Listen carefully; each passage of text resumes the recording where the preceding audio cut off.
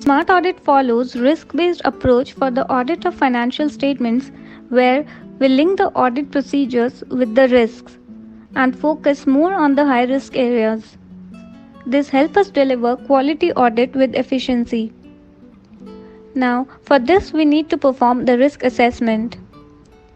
Let's understand how it works.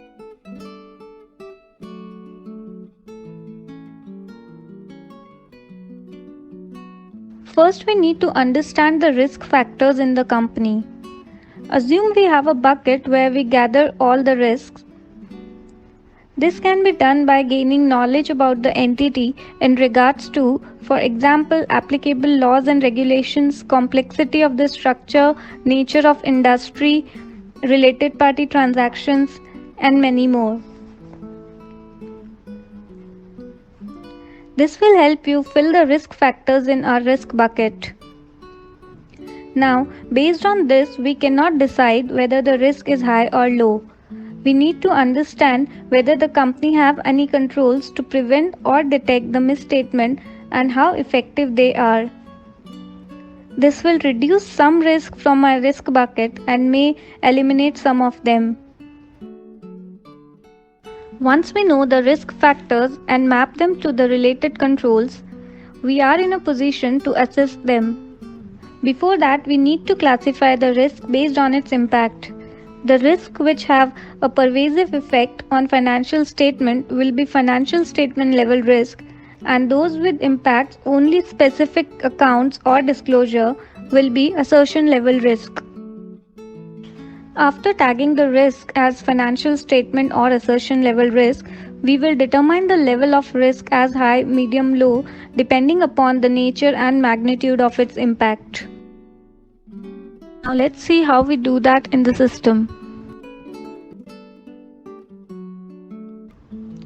Now after accepting the client and uploading the data, let's go to planning section and gather our risk factors. For that, we will go to understanding the entity and its environment and document firstly the company's background and the potential risk factors arising out of that. The structure of the entity will also guide us on what the risk the company can be exposed to. The laws and frameworks applicable to the company, the accounting estimates being used by the company. Then we have significant developments, previous year findings, financial performance, service organization use, etc. Let's document our understanding of the internal control system. Internal control framework has 5 components, that is control environment, entity's risk assessment process, that is how it identifies and manages risk in the organization, information systems, control activities, and its monitoring.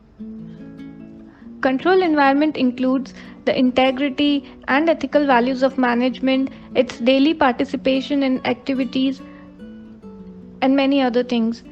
We also need to specifically look at the override of control risk by the management.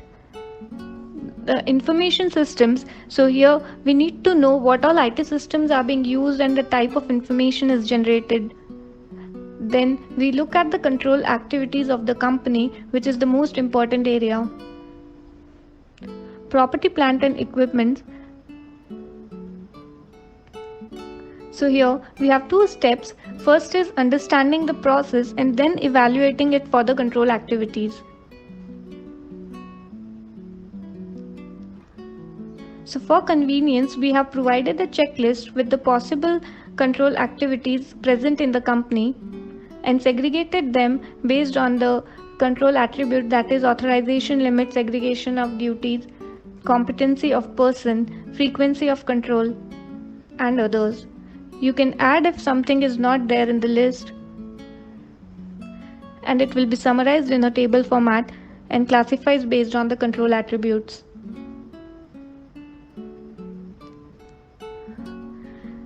Similarly, you will perform it for all the sections, and then you will conclude on whether the control environment is enough strong to prevent or detect the misstatements from happening. After we have the knowledge of risk factors and related controls, we need to tag them as financial statement level or assertion level. Look at the financial statement level risk. Describe the risk factors and rate the risk level. We have provided a checklist which will help you determine the risk factors into high, medium or low.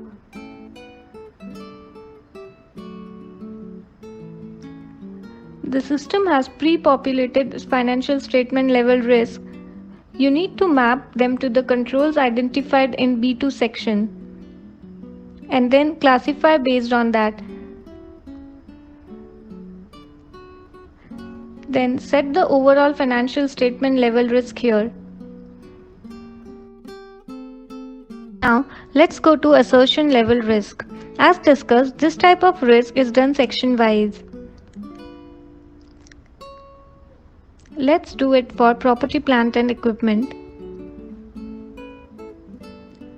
Now, here also the system has pre-populated risk for every area. Based on how strong or weak the internal control system is, you need to specify the level of reliance on the controls as high, medium or low. The system has already mapped the risk to assertions. If there is any significant risk, you can specify here. Then rate the risk as high, medium or low based on the combination of risk and control. You can add or delete the risk if not applicable. Go back to the section and do it for all the specific areas. We also need to perform review of statutory records and preliminary analytical review, which includes variation analytics and ratio analytics. You will see that the variations have already been computed by the system on uploading of trial balance, and you can type your review here. Similarly, ratios have also been computed and the formulas have been given here.